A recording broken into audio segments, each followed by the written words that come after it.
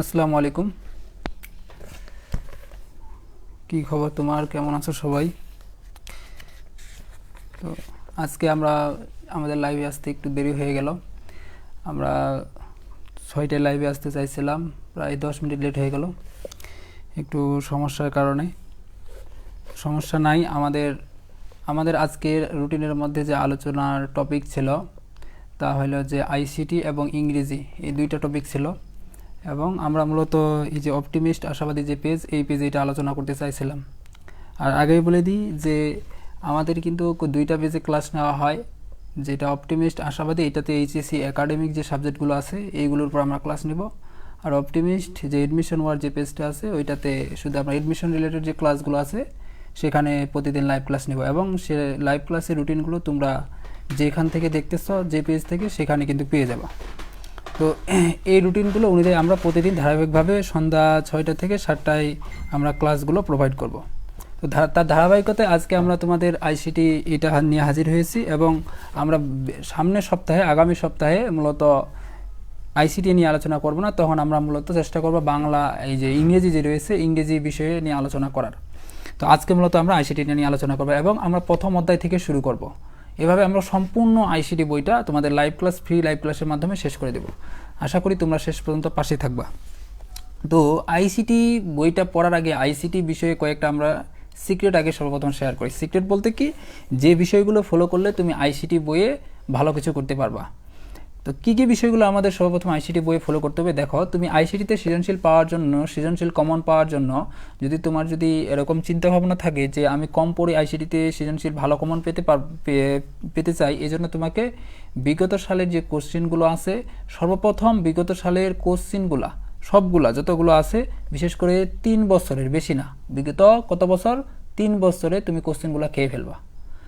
3 বছরের একবারে কোনো মতেই বাদ দিবে না। 3 বছরে যদি তুমি সবগুলো কোশ্চিন খেয়ে ফেলতে পারো, তাহলে দেখবা যে ইজিলি ওইগুলোর মধ্যেই ঘুরে ঘুরে ঘুরে ঘুরে বারবার ওইগুলোর মধ্যেই কমন পড়তেছে। এখন তোমাকে এজন্য কি করতে হবে? বারবার প্র্যাকটিস করতে হবে। যে প্র্যাকটিস করবে সেই কিন্তু কমন পাবে। এখন তুমি যদি প্র্যাকটিস না করো তাহলে কিন্তু কমন পাবে না। আর আইসিটি সাবজেক্টটা হলো প্র্যাকটিসের উপর, বিশেষ করে রিটার্ন পার্টটা প্রথম দ্বিতীয় অধ্যায় বাদ দিয়ে বাকি যে অধ্যায়গুলো আছে, ষষ্ঠ অধ্যায় খুব একটা নাই, তবুও তাও ওটাতে প্র্যাকটিসে আছে কিছু টপিক। তো বিশেষ করে মাঝের যে অধ্যায়গুলো আছে এগুলো সবগুলো হলো প্র্যাকটিসের উপর। যদি তুমি প্র্যাকটিস না করো তুমি পারবা না, কিন্তু এই কথাটা মাথায় রাখতে হবে। তো এই কথাগুলো কিন্তু খুব সুন্দরভাবে কাজে লাগাবা। আর এমসিকিউর ক্ষেত্রে তুমি বিগত সালে তো কোশ্চেন সলভ করতে হবে মাস্ট, এবং তোমাকে তার পাশাপাশি আরও এক্সট্রা সলভ করতে হবে। কারণ সলভ যদি তুমি না করো ভাই, কমন পাবা না, এটাই স্বাভাবিক। কারণ অনেকে বিগত সালে হুবহু দেয় না এমসিকিউগুলোর ক্ষেত্রে। আর সৃজনশীলগুলো পাবা, কোনো সমস্যা নেই, সৃজনশীল হুবহু কমন পাবা। তো দেখো আমাদের তাহলে আজকে প্রথম অধ্যায়ের আলোচনার আমাদের আজকে মূলত আমরা এই যে প্রথম অধ্যায়টা যেটা আছে এটা আমরা চেষ্টা করব তোমাদের বেশি না 3-4টা পর্বের মধ্যে আলোচনা করে শেষ করে দেওয়ার। মানে খুব একবারে যতটুকু দরকার পরীক্ষার জন্য ততটুকুই আলোচনা করব, এর বেশি না। মানে যেটা পরীক্ষার আসবে এরকম বিষয়গুলো শুধু আলোচনা করার চেষ্টা করব। এবং তোমরা একটা কাজ করবা যে তোমরা এই যে আইসিটি যে তোমাদের বোর্ড বইটা আছে, এই বোর্ড বইটা কিন্তু তোমরা নিয়ে নিবা। এই যে এরকম একটা বোর্ড বই, এটা যদিও পুরাতন, তো তোমরা এরকম বোর্ড বই, নতুন যে বোর্ড বইটা আছে এটা নিয়ে নিবা। কারণ এই বোর্ড বইটা তোমাকে কিন্তু পড়তে হবে, কারণ তোমার বোর্ড বইয়ে যে টপিকগুলো আছে এই প্রত্যেকটা টপিক তোমাকে পরীক্ষার জন্য ইম্পর্টেন্ট। এখন এরকম আমি দেখছি যে বোর্ড, যদিও মানে অন্যান্য বইগুলো এবং বোর্ড বইগুলো পুরোপুরি সেম, কিন্তু বোর্ড বইয়ে কিছু টপিক কম আছে এবং ওই টপিকগুলোই তোমার প্রশ্ন আসবে। অন্যান্য বইয়ে যে একবারে ডিটেলস একবার সব কিছু আছে এতটুকু থেকে, মানে এতটুকু থেকে তোমার কিন্তু পরীক্ষায় প্রশ্ন আসবে না। তো দেখো তাহলে আমাদের প্রথম অধ্যায় যেটা আছে, প্রথম অধ্যায় হলো তোমার বিশ্বগ্রামের ধারণা। তো বিশ্বগ্রাম জিনিসটা কি, আমরা সর্বপ্রথম এটা বুঝবো যে কনসেপ্ট অফ গ্লোবালাইজেশন। তো সর্বপ্রথম আমরা যে বইটা এটা সম্পর্কে আগে আলোচনা করি। আমি যে কোনো সাবজেক্ট আলোচনা করার আগে ওই বইটার সম্পর্কে একটু বেসিক তথ্য দিই যে আইসিটি কি।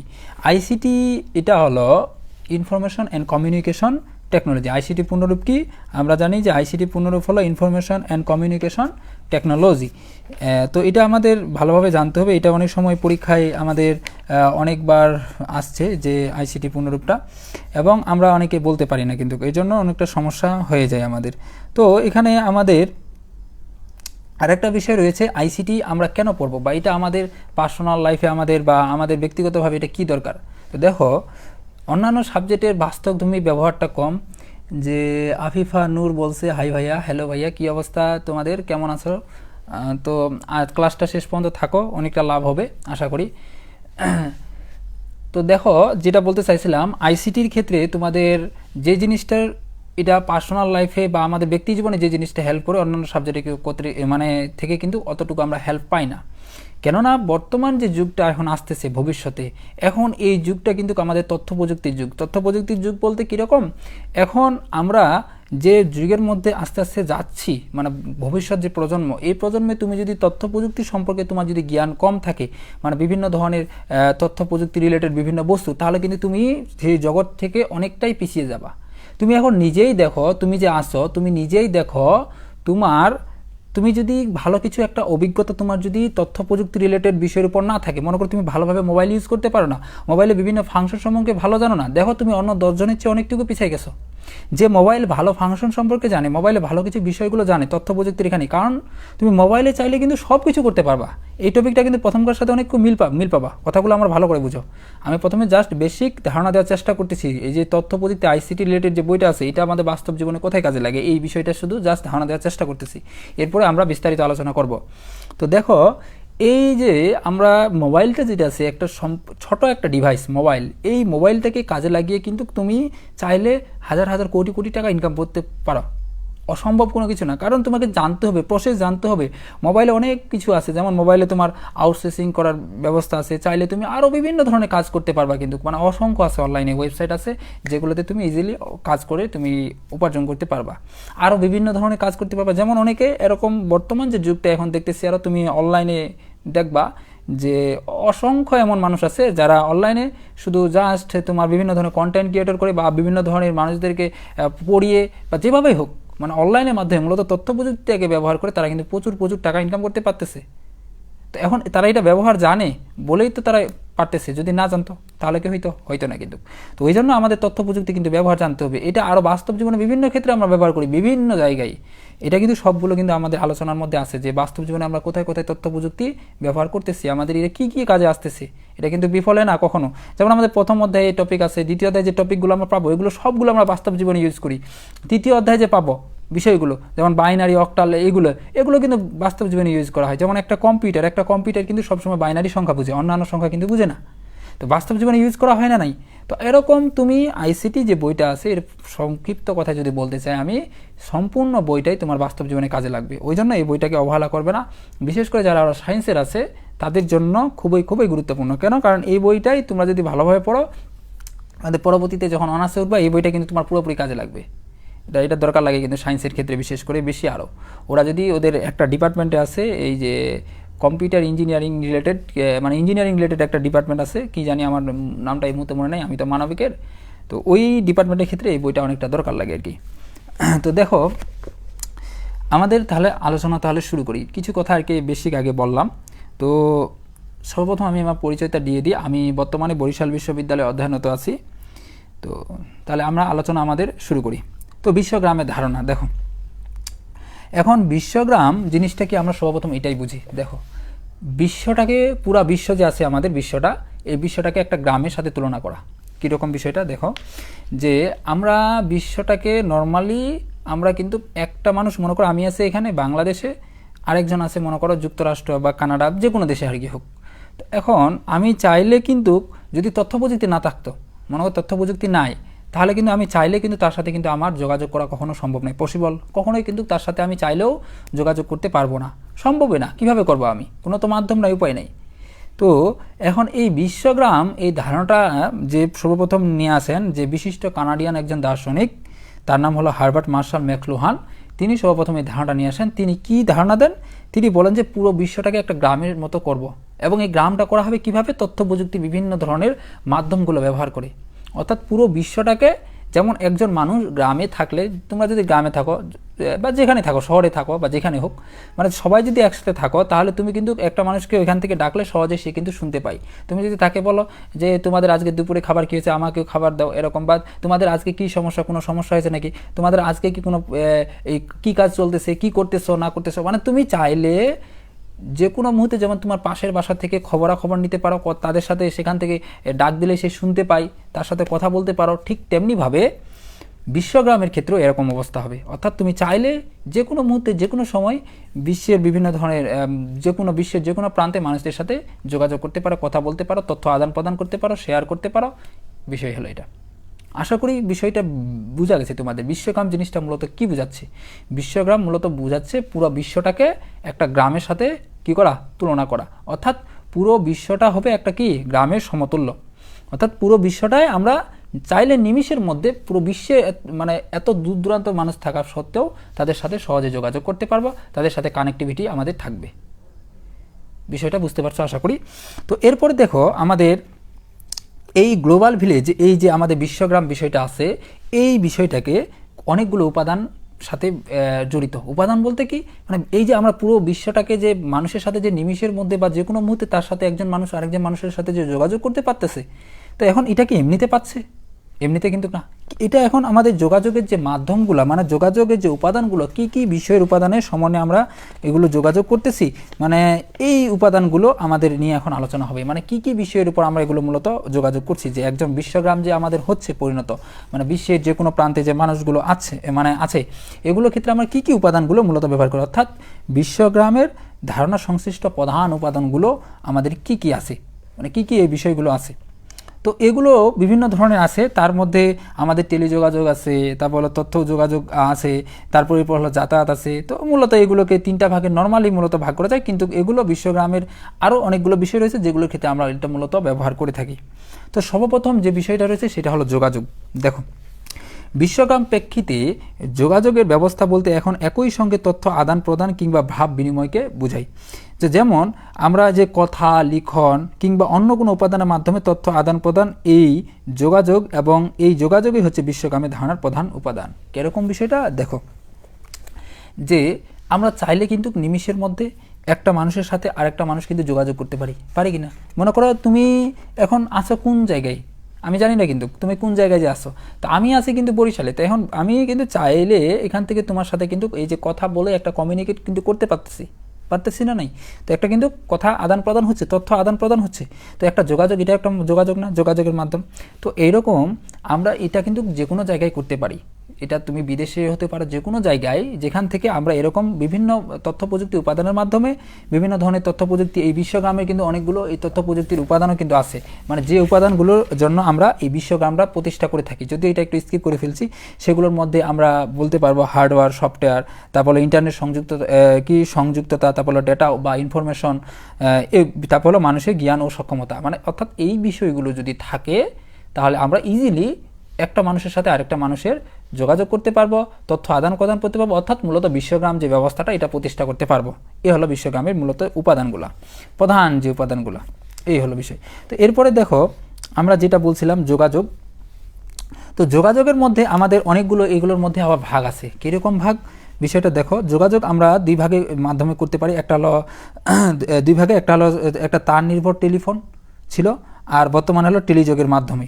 মানে এটা কিন্তু দুইভাবে আমরা যোগাযোগটা করতে পারি। যদিও বর্তমানে এখন কিন্তু একটা মাধ্যম যদিও হারাই গেছে একবারে, তবে অনেক ক্ষেত্রে আমরা এটা দেখতে পারি। যেমন বর্তমানে ডিস অ্যান্টেনা, টিভি অ্যান্টেনা, এগুলো যেটা আছে, ডিস লাইন শর্টকাট কথা অনেকে এটা বুঝবা, সেগুলো কিন্তু তারের মাধ্যমে কিন্তু তথ্যটা আসতেছে, মানে ডেটাটা আসতেছে।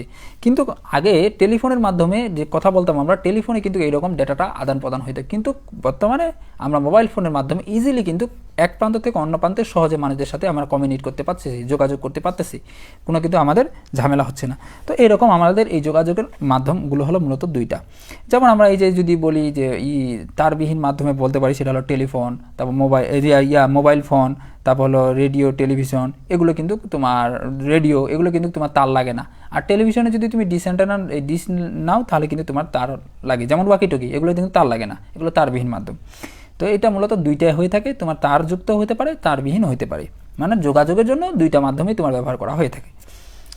এছাড়া উদাহরণ হিসাবে ইন্টারনেট নির্ভর বিভিন্ন ধরনের সার্ভিস, এই যে ইন্টারনেট বিশেষ সার্ভিস, যেমন এখন তুমি যে এই আমাদের লাইভটা দেখতেছো বা কথাগুলো শুনতেছো, এটা কি ইন্টারনেটের মাধ্যমে না? তো এই ইন্টারনেটের মাধ্যমে ইমেল, তারপর সামাজিক নেটওয়ার্কিং, যেমন তুমি ফেসবুকে এটা দেখতেছো বা ইউটিউবে দেখতেছো বা ইনস্টাগ্রাম বা টিকটক, যেখানে হোক দেখতেছো তো এক জায়গায়, তারপর ওয়েবসাইট, তারপর ভিডিও কনফারেন্সিং ইত্যাদির কথা বলা যায়।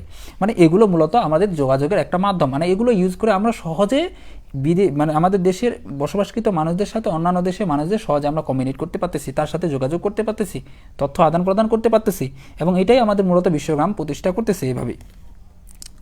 তো এভাবে মূলত আমাদের এই যোগাযোগ ব্যবস্থাকে অনেকটা উন্নত করছে বিশ্বগ্রাম, অর্থাৎ বিশ্বগ্রামের সাহায্যে আমরা নিমিষের মধ্যে চাইলে বিভিন্ন দেশের এক প্রান্ত থেকে অন্য প্রান্তে মানুষ বসে থেকে যে কোনোভাবে হোক আমরা সহজে তাদের সাথে কমিউনিকেট করতে পারতেছি, যোগাযোগ করতে পারতেছি, তথ্য আদান প্রদান করতে পারতেছি। এরপরে দেখো আমাদের আরেকটা হচ্ছে কর্মসংস্থান। কর্মসংস্থান তাহলে কীভাবে আমাদের এটা ক্ষেত্রে প্রভাব রাখে? এটা ইজি একবারে জিনিস। যেমন তুমি লক্ষ্য করলে দেখবা তোমার আশেপাশে তোমার এলাকায় এমন অসংখ্য আছে বেকার মানুষ আছে, বা তারা কাজকর্ম করে না, বা তারা লেখাপড়া করলেও অনেকে এরকম আছে, লক্ষ্য করলে খুব ভালোভাবে দেখবা বিষয়টা, যে তারা মনে করো পড়ালেখার পাশাপাশি, বা অনেকে পড়ালেখা করে না, শুধু আউটসোর্সিং করে। আউটসোর্সিং বিষয়টা কীরকম, যে তারা বিভিন্ন ধরনের অনলাইনে কাজকর্ম করে থাকে, বিভিন্ন ধরনের বিদেশি যে ব্যক্তিগুলো আছে সেই ব্যক্তিগুলোর সাথে তারা বিভিন্ন ধরনের ডিল করে। ডিল বলতে কীরকম, বিদেশি যে বিভিন্ন ধরনের ব্যক্তিগুলো আছে, কোম্পানিগুলো আছে, তাদের বিভিন্ন তারা কাজ করে দেয় টাকার বিনিময়ে। তো এখন দেখো এই যে তারা ঘরে বসে অন্যান্য দেশে, বিদেশে বা আমাদের দেশে বিভিন্ন প্রান্ত থেকে তারা ঘরে বসে সেই কাজটা করে দিচ্ছে। তো এখন এই যে এটাকে কি বলে, নর্মালি নিজ এলাকা থেকে অন্য এলাকার সাথে মানেই তখন তো কি হইলো, তখন হওয়া মানেই হলো, তখন হলো তোমার হলো বিশ্বগ্রাম। আর এই বিশ্বগ্রামের প্রেক্ষিতে মূলত সে কী করতেছে, কোনো একটা কাজ করতেছে, তখন তাহলে কর্মসংস্থানের ক্ষেত্রে একটা বিশ্বগ্রামের প্রভাব পড়লো না? তো এরকম বাংলাদেশে কিন্তু অসংখ্য তোমার আছে, যে সাইট আছে যেগুলো থেকে মানুষ কাজ করে থাকে, যেমন www.bdjobs.com, তারপর হলো চাকরি.com, তারপর evarjobs.com, এরকম উল্লেখযোগ্য অসংখ্য কিন্তু সাইট রয়েছে, জব পোর্টাল সাইট রয়েছে যেগুলোতে মানুষ কাজ করতেছে। তারপর তথ্য যোগাযোগ প্রযুক্তি কাজে লাগিয়ে এক দেশের নাগরিক ভিন্ন দেশের নাগরিকের বা প্রতিষ্ঠানের পক্ষে দূর থেকে কাজ করে থাকে, এই কার্যক্রমকে আউটসোর্সিং বলে। এই যেটা আগে একটু বললাম, যে মনে করো তো কথার কথা আমি এখানে বসে আছি, এখন এখান থেকে মনে করো বিদেশে কোনো একটা ব্যক্তির সাথে আমি কমিউনিকেট করে তার কাছ থেকে আমি একটা কোনো কাজ দিলাম, মনে করো কোনো একটা প্রজেক্ট নিলাম, এখন ওই প্রজেক্টটা সম্পন্ন করে দিলে আমাকে মনে করো সে $500 দিবে। তো এইরকম যে মানে লেনদেন, কাজকর্ম করে দেওয়া বিদেশি কোনো ব্যক্তির সাথে কোনো একটা প্রকল্প বিষয়ে, এরকম শুধু একটা না অসংখ্য এরকম কাজ করে দেয়, মূলত হলো আমাদের যে আউটসোর্সিং, মূলত এটাকেই বলা হয়ে থাকে। মানে এভাবেই মূলত আউটসোর্সিংটা হয়। তো এরপরে দেখো এই যে আমাদের কর্মসংস্থানের ক্ষেত্রে এরকম আরও কিন্তু অসংখ্য কিন্তু আমাদের আছে, এই যে অনলাইন প্ল্যাটফর্ম আছে, যেমন আমাদের আপওয়ার্ক আছে, তারপর হলো ফ্রিল্যান্সার, তারপর হলো ব্যালেন্সার, ফিভার ইত্যাদি এরকম বিভিন্ন ধরনের কাজ আছে। যেমন অনলাইনের মধ্যে আমরা যে কাজগুলো দেখি, graphic designing, software development, web development, তারপর affiliate marketing, search engine optimisation, Google AdSense, virtual assistance, research and survey, optical blog, writing ইত্যাদি নানা ধরনের কিন্তু কাজ রয়েছে। এখন তোমার যে কাজের অভিজ্ঞতা সেই কাজটা কিন্তু তোমাকে বেছে নিতে হবে। এখানে আরেকটা কথা বলে রাখি, শুনো, কথাগুলো কিন্তু খুব মনোযোগ সহকারে তোমাদের শুনতে হবে। তোমার লাইফে তোমাকে যে কোনো কাজ হোক, একটা কিন্তু এক্সপিরিয়েন্স তো রাখতেই হবে। যে কোনো কাজে কিন্তু তোমার অভিজ্ঞতা অবশ্যই শিখে রাখতে হবে, বা যে কোনো কাজ তোমাকে শিখেই রাখতে হবে। এটা কেন বলি, দেখো আমরা লেখাপড়া করি সবাই শুধু একটাই উদ্দেশ্য নিয়ে, যে লেখাপড়া করে আমাকে চাকরি করতে হবে, কিন্তু দুর্ভাগ্যক্রমে যদি না হয় তখন তুমি কি করবা? তখন বেকার না? তোমার কোনো আয়ের উৎস আছে? আয়ের কিন্তু কোনো উৎস নাই। তো এজন্য আমাদের সব সময় চেষ্টা করতে হবে আমাদের লেখাপড়া করার পাশাপাশি যে কোনো হোক, তোমার মানে যে কোনো কাজ হোক, যেইটা কাজ করে তোমার ভালো কিছু একটা করা যাবে, ভালো কিছু একটা করা সম্ভব, এইরকম যে কোনো তুমি কাজ শিখে রাখবা, অবশ্যই শিখে রাখবা। কারণ এটা একসময় তোমার অনেক উপকারে আসবে। কারণ এটা 90% স্টুডেন্টই করে না, যার কারণে বাংলাদেশে কিন্তু বেকারত্বের পরিমাণটা অনেক বেশি। মূল কারণ কিন্তু এটা, কারণ সবাই শুধু একটাই চিন্তা ভাবনা করে যে লেখাপড়া শেষ করে চাকরিতে ঢুকবো। আর বিশেষ করে বিশ্ববিদ্যালয়ে যারা স্টুডেন্ট আছে সবাই শুধু একটাই স্বপ্ন, লেখাপড়া শেষ করে বিসিএস দিবে, বিসিএস ক্যাডার হবে। কিন্তু তোমার বিসিএস ক্যাডারের সিট কতগুলো? সিট তো তোমার এখানে 2000 3000 এরকম নেই। তো এখন বিশ্ববিদ্যালয়ের স্টুডেন্ট তোমার 50,000, আবার বাকি অন্যান্য ন্যাশনাল আছে, প্রাইভেট ইউনিভার্সিটি আছে, অন্যান্য আরও বিভিন্ন সেক্টর থেকে আছে। তো এখন সব মিলাই কিন্তু অসংখ্য স্টুডেন্ট, প্রতি বছর 5 লাখ স্টুডেন্টের মতো পরীক্ষা দেয়। তো তোমাকে আমি যে প্রিপারেশন নিতে বলতেছি এরকমটা না, কিন্তু তুমি ওইটারও নিবা, কিন্তু তোমার একটা যে কোনো কাজ এক্সট্রা কারিকুলার তোমাকে শিখে রাখতে হবে।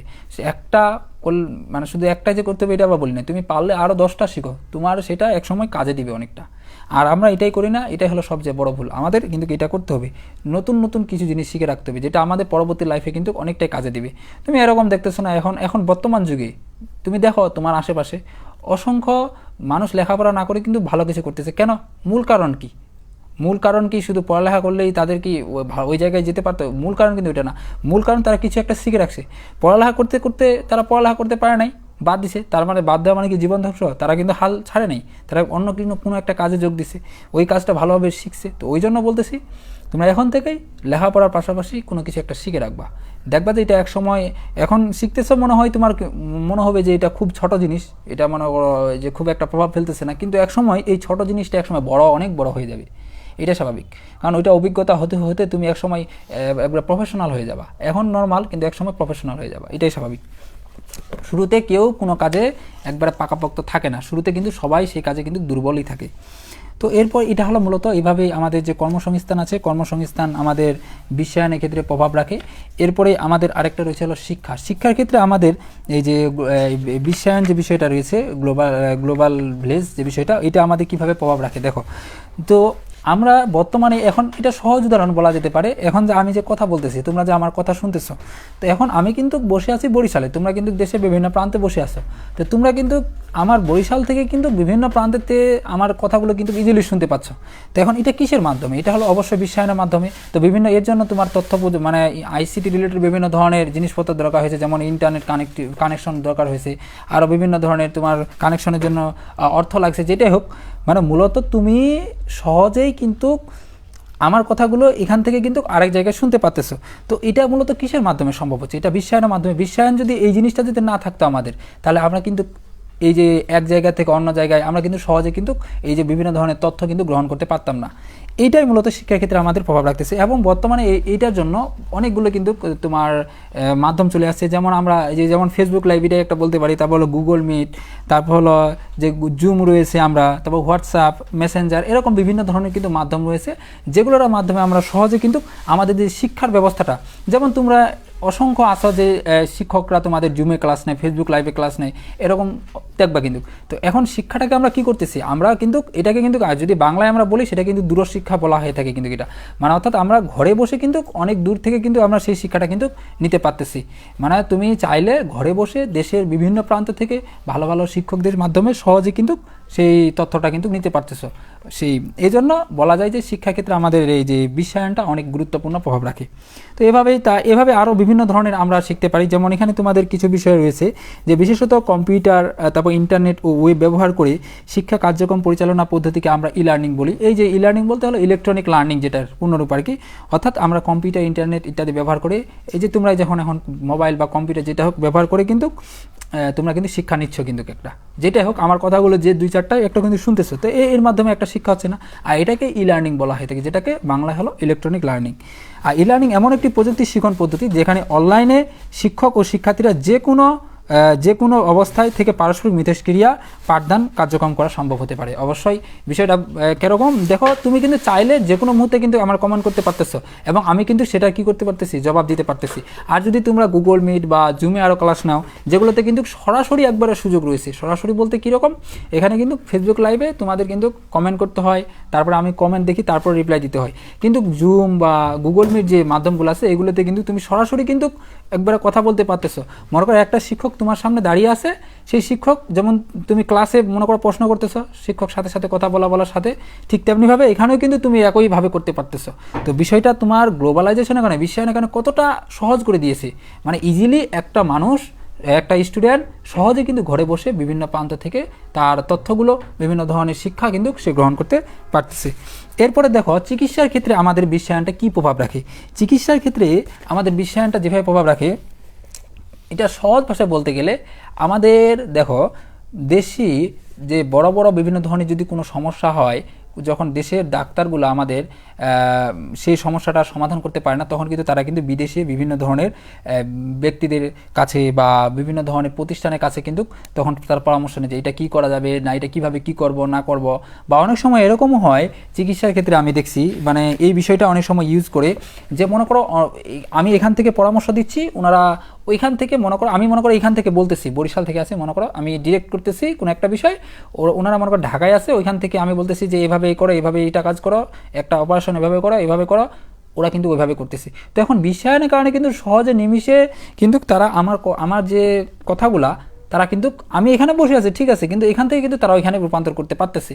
আর যদি এটা যদি না থাকতো তাকে কী করতে হতো, রোগীটাকে ঢাকা থেকে আমার এখানে বরিশালে কিন্তু নিয়ে আসতে হতো, তাহলেই ওইটা চিকিৎসা করা সম্ভব হতো। কিন্তু এটার এই যে গ্লোবালাইজেশনের ফলে, বিশ্বায়নের ফলে ইজিলি এখন আমার এখান থেকে হচ্ছে বিষয়টা এরকম। কিন্তু মানে অর্থাৎ চিকিৎসার ফলে কিন্তু সহজে একটা মানুষ ঘরে বসে দূর দূরান্ত থেকে সেবাও নিতে পারে। এটা আবার কীরকম, এটা টেলিমেডিসিন বলা হয়। টেলিমেডিসিন বলতে কি বিষয়টা দেখো, মানে এই যে মোবাইল ফোনটা আছে না, এই মোবাইল ফোনকে ইউজ করে তুমি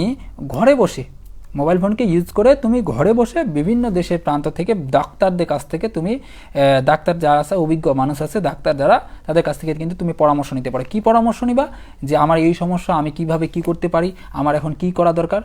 এটা কিন্তু ফ্রি সার্ভিস দিয়ে থাকে। এরকম বিভিন্ন ধরনের কিন্তু হটলাইন নাম্বার আছে, যে নাম্বারগুলোতে ফোন দিলে তুমি কিন্তু সরাসরি সেবা পাবা। এরকম বিভিন্ন আরও আছে, তোমার কৃষি ক্ষেত্রের বিষয় আছে, তোমার তথ্য সেবা বিষয় আছে, এরকম তোমার ইউটিউবে সার্চ দিলে কিন্তু পাবা যে আমাদের বিভিন্ন ধরনের জাতীয় তথ্য রিলেটেড কোনো হটলাইন নাম্বার বা যেটাই চাচ্ছ যে রিলেটেড, তোমাকে ওইটা সার্চ দিলে তুমি পেয়ে যাবা কিন্তু। তো এরকম কিন্তু চিকিৎসা ক্ষেত্রেও আছে, তোমার জাস্ট তুমি ওই নাম্বারে ফোন দিবা, তুমি তোমার যে সমস্যা আছে সেই সমস্যা বলবা, তারা কিন্তু ইজিলি সেটা সমাধান দিয়ে দিবে। তো এখন দেখো তুমি ঘরে বসে এরকম সুযোগটা পাচ্ছ, তো এটা কার কারণে হচ্ছে, বিশ্বায়নের কারণে হচ্ছে। তো বিশ্বায়ন তথ্য প্রযুক্তি এই চিকিৎসা ক্ষেত্রে একটা প্রভাব রাখতেছে না, এই জিনিসটাকে মূলত তারা বলতেছে। আর দেখো এখানে আরেকটা রয়েছে বিষয় তোমাদের তথ্য চিকিৎসার ক্ষেত্রে, তা হলো ইলেকট্রনিক্স হেলথ রেকর্ড, যেটাকে EHR বলা হয়ে থাকে, অর্থাৎ ইলেকট্রনিক হেলথ রেকর্ড ব্যবস্থাপনা ডেটাবেজে রোগীর সকল তথ্য সংরক্ষণ থাকে এবং রোগীর EHR ব্যবহার করে যে কোনো স্থান হতে তার রোগ সম্পর্কিত তথ্য, রিপোর্ট, চিকিৎসা ব্যবস্থা ইত্যাদি যে কোনো স্থানে বসে পেতে পারেন। মানে অর্থাৎ এই যে বিষয়টা, এটা কিন্তু একটা মানুষ EHR যেটা রয়েছে, এটা কিন্তু তুমি ঘরে বসে কিন্তু এই তথ্যটা পেতে পাচ্ছ। তো এত সুযোগ করে দিছে তোমার জন্য, কে করে দিছে? এটা গ্লোবালাইজেশন না বিশ্বায়ন না? বিশ্বায়নের ফলেই তো তুমি এত কিছু সুযোগ পাচ্ছ। এটা যদি না থাকতো পারতা, কখনোই কিন্তু সম্ভব হতো না। তো এই জন্য মূলত বলা যায় যে চিকিৎসা ক্ষেত্রে বিশ্বায়নটা অনেক গুরুত্বপূর্ণ প্রভাব রাখে। এরপরে আমাদের রয়েছে গবেষণা, তারপরে রয়েছে অফিস, বাসস্থান, ব্যবস্থা, সংবাদ। আমরা আজকে এইগুলো মূলত সবগুলো আলোচনা করব, তো আশা করি শেষ পর্যন্ত থাকবা। তো দেখো গবেষণার ক্ষেত্রে এটা কী রকম প্রভাব রাখে। যদিও এই টপিকটা খুব একটা ইম্পর্টেন্ট না পরীক্ষার জন্য, মোটামুটি ইম্পর্টেন্ট, তবে ধারণা রাখো, কারণ বলা যায় না পরীক্ষায় আসলে তখন কি করবা, তখন তো তোমাকে উত্তর করতে হবে। তো দেখো গবেষণার ক্ষেত্রে তথ্য প্রযুক্তি যে গ্লোবালাইজেশন বিশ্বায়নটা কতটুকু প্রভাব রাখে। দেখো গবেষণা যে প্রক্রিয়া সৃষ্টিশীল মনন মেধা প্রয়োগ করে পৃথিবীর জ্ঞান ভাণ্ডার বৃদ্ধি বা সমৃদ্ধ করা হয়, সেটি হচ্ছে আমাদের গবেষণা। এবং উন্নয়নের অন্যতম পূর্বশর্ত হলো আমাদের গবেষণা।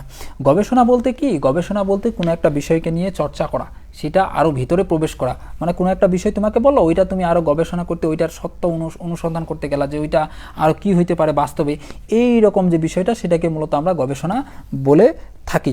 তো দেখো এখন গবেষণা তাহলে গ্লোবালাইজেশন কীভাবে প্রভাব রাখে। গবেষণার ক্ষেত্রে এই যে গ্লোবালাইজেশন আমাদের বিশ্বায়নটা সেভাবে প্রভাব রাখে, মূলত এর মাধ্যমে আমরা সহজে, মানে এই যে বিশ্বায়নের ফলে গবেষণার ক্ষেত্রে, মনে করো আমি কথার কথা এখন এখানে কোনো একটা বিষয় নিয়ে গবেষণা করতেছি, এখন বিদেশে অন্য প্রান্তে কোনো একজন ব্যক্তি ওই সেম বিষয় নিয়ে গবেষণা করতেছে, বা অন্য কোনো বিষয় নিয়ে যেটাই হোক, সেও গবেষণা করতেছে।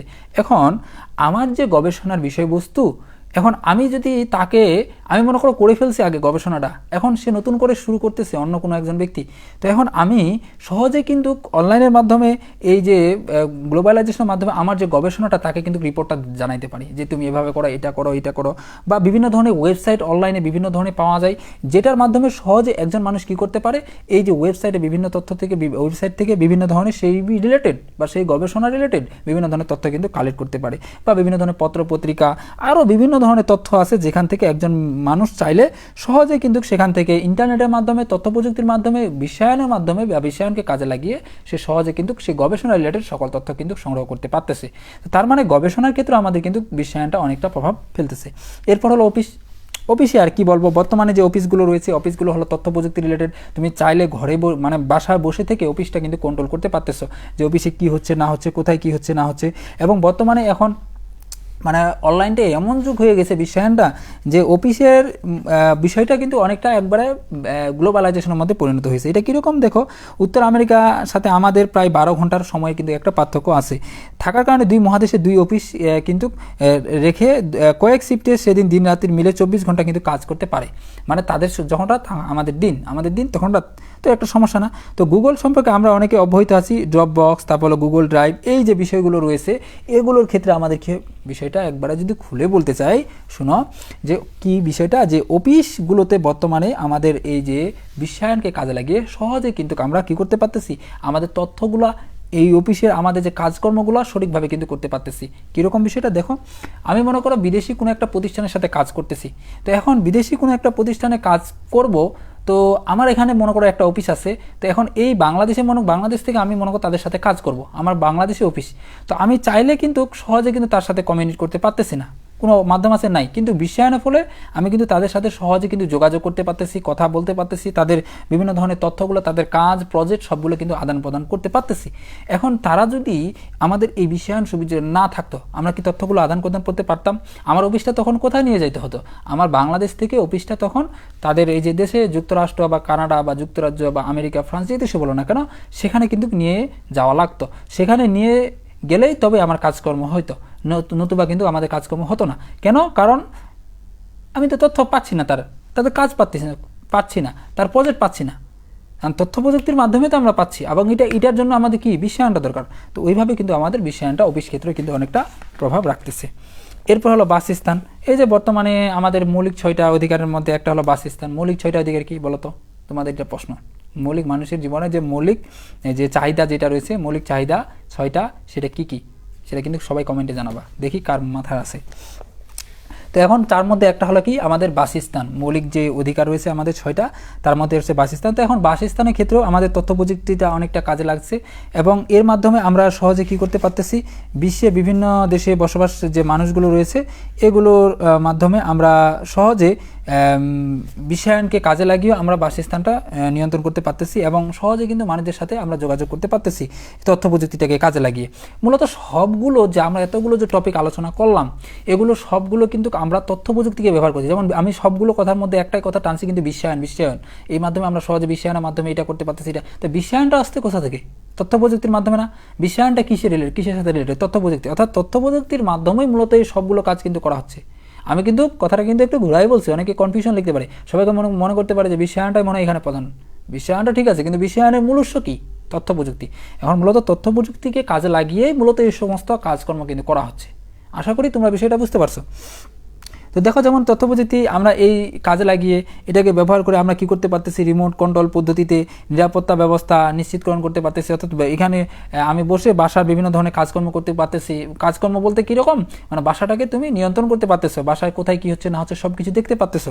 অর্থাৎ যেটাকে আমরা স্মার্ট হোম বলি, এই পদ্ধতিতে হোম অটোমেশন সিস্টেম ব্যবস্থা বলা হয়ে থাকে। অর্থাৎ এর মাধ্যমে সহজে তুমি এখান থেকে বসে বাসার বিভিন্ন ধরনের কার্যক্রম কীভাবে চলতেছে সবগুলো কিন্তু তুমি দেখতে পারো, নিয়ন্ত্রণ করতে পারো। কেউ কাজে ফাঁকি দিচ্ছে কিনা বা কোথাও কোনো সমস্যা হচ্ছে কিনা, এটাকে কিন্তু স্মার্ট হোম বলা হয়ে থাকে। এবং বর্তমানে এরকম অসংখ্য বাড়ি আছে যে বাড়িগুলোতে যদি কোনো প্রবলেম হয়ে থাকে, সমস্যা হয়ে থাকে, মানে সরাসরি এখানে আশেপাশে যে থানা থাকবে সেই থানায় মানে একটা অ্যালার্ট চলে যাবে যে এখানে কোনো একটা প্রবলেম এরকম। আর স্মার্ট হোম ক্যামেরা বা মোশন সেন্সর দিয়ে পুলিশ কন্ট্রোল রুমে, যেটা একটু আগে বললাম, এরকম ব্যবস্থা কিন্তু আছে। তো ব্যবসা বাণিজ্যের ক্ষেত্রে অবশ্যই ব্যবসা বাণিজ্যের ক্ষেত্রে তথ্য প্রযুক্তিটা অনেকটাই প্রভাব রাখতেছে। এর মাধ্যমে সহজে একটা মানুষ মনে করো বিভিন্ন ধরনের অনলাইনে ওয়েবসাইটগুলো আছে, সেই ওয়েবসাইটগুলোকে কাজে লাগিয়ে সে বিভিন্ন ধরনের দেশের বিভিন্ন প্রান্ত থেকে তারা কী করতেছে, তথ্য আদান প্রদান করতে পারতেছে। এই তাদের পণ্যের তথ্যগুলো আদান প্রদান করতে পারতেছে, তারা ইজিলি তারা পণ্যগুলো সেখানে সেল করতেছে। যেমন বিভিন্ন ধরনের অনলাইন, যে বাংলাদেশে যদি বলি দারাজ, তারপর হলো আর বিদেশি অনেকগুলো রয়েছে, আলিবাবা, অ্যামাজন, তারপর হলো বিক্রয়.com, এরকম অসংখ্য ওয়েবসাইটগুলো আছে যেগুলোতে ইজিলি কিন্তু তথ্য মানে প্রোডাক্ট বা পণ্যগুলো ব্যবসা বাণিজ্যের ক্ষেত্রে আমরা ব্যবহার করতে পারি। আর এখানে যে টাকাটা লেনদেন হয় সেটাকে আমরা কিন্তু ইএফটি বলা হয়ে থাকে, যেটাতে ইলেকট্রনিক ফান্ড ট্রান্সফার বলা হয়ে থাকে। তো সংবাদপত্রের ক্ষেত্রে তো আমরা জানি বর্তমানে এই যে অনলাইনে কিন্তু এখন সংবাদপত্রটা চলে আসছে। এখন পেপার মানুষ কিন্তু বাস্তবে খুবই কম পড়ে, মানে কম বলতে অনেক কমে গেছে আগের তুলনায়। আগে কিন্তু মানুষ প্রচুর পরিমাণে পেপার পড়তো, কারণ আগে ওরকম তথ্য প্রযুক্তির প্রচলন ছিল না। কিন্তু এখন তথ্য প্রযুক্তির সুবাদে মানুষের হাতে, সবার হাতে স্মার্টফোন এবং সবার ঘরেও টিভি আছে। তো সবাই এখন আর তথ্য ওরকম পত্রিকা পড়ে, সবাই অনলাইনে বা তথ্য প্রযুক্তির কাজে লাগে ইজিলি কিন্তু সেটা পড়তে পারতেছে।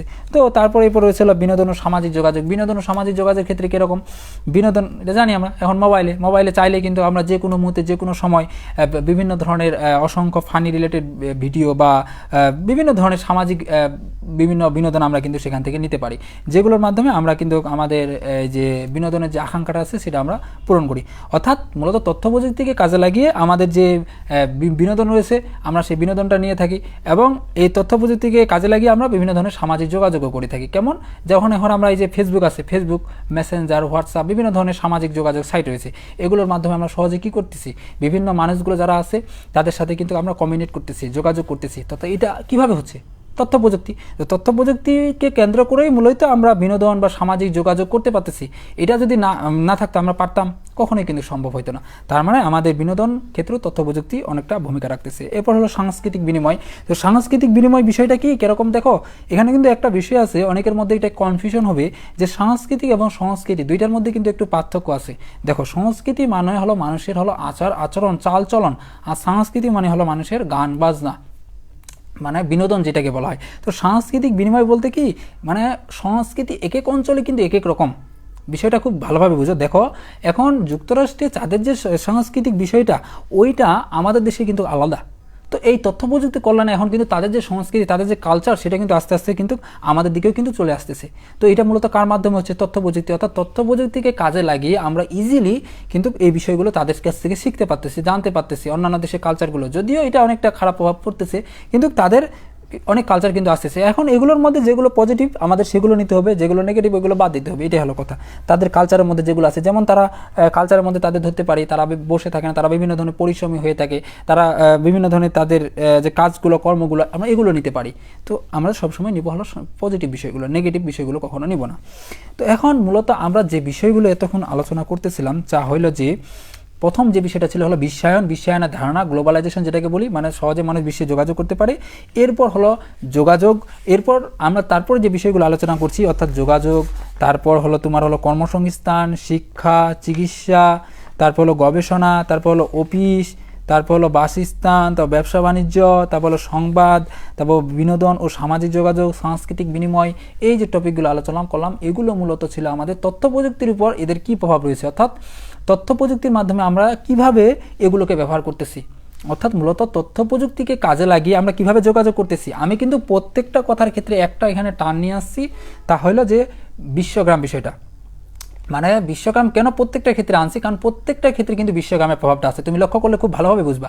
আর বিশ্বগ্রাম কেন, কিসের মাধ্যমে করা হয়, তথ্য প্রযুক্তি। তার মানে ঘুরে ঘাড়ে বিষয় কিন্তু একটাই। আমি যেই বিষয়টা আশা করি তোমরা বিষয়টা বুঝতে পারছো, মানে যোগাযোগ বলো, যোগাযোগ যে করি আমরা, তারপর কর্মসংস্থান, শিক্ষা, চিকিৎসা, এগুলো আমরা বিশ্বায়নের মাধ্যমে করি না। দেশের বিভিন্ন প্রান্তে, এক দেশ থেকে অন্য দেশ, তারপর আমাদের দেশে এক প্রান্ত থেকে অন্য প্রান্তে, বিশ্বায়নের মাধ্যমে কিন্তু আমরা সহজে এটা যোগাযোগ করতে পারতেছি। আর বিশ্বায়নটা কার উপর প্রভাব পড়তেছে, তথ্য প্রযুক্তি। তার মানে তথ্য প্রযুক্তি কাজে লাগিয়ে আমরা বিশ্বায়ন করছি, আর বিশ্বায়নের ফলে কিন্তু আমরা এই কাজগুলো ইজিলিভাবে করতে পারতেছি। আশা করি তোমরা আমার যে কথাটা খুব সুন্দরভাবে বুঝতে পারছো। তো এরপরে যদি কারো কোনো তোমাদের সমস্যা হয়ে থাকে আমাকে জানাও, আমি চেষ্টা করব তোমাদের সেই সমস্যাগুলো সমাধান করে দেওয়ার। তো এরপরে আমাদের আরও একটা টপিক আছে, আমরা সেই টপিকটা কি আজকে আলোচনা করব তোমাদের, কি বলো তোমরা? আলোচনা করা কি ঠিক হবে না বেশি হয়ে যাচ্ছে তোমাদের? কমেন্টে জানাও তো আলোচনা করব কি না।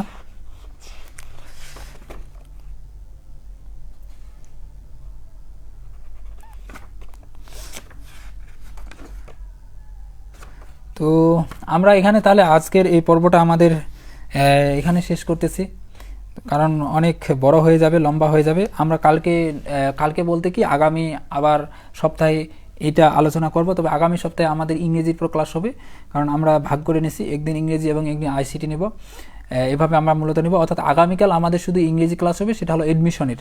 তোমরা সবাই আশা করি যুক্ত হওয়া সেই ক্লাসটা, এবং সেই ক্লাসটা আমাদের হবে অপটিমিস্ট এডমিশন ওয়ার যে পেজটা আছে, ওই পেজে মূলত আমরা সেই ক্লাসটা লাইভটা নিব, এবং তোমরা সকলে সেই লাইভে অংশগ্রহণ করবা।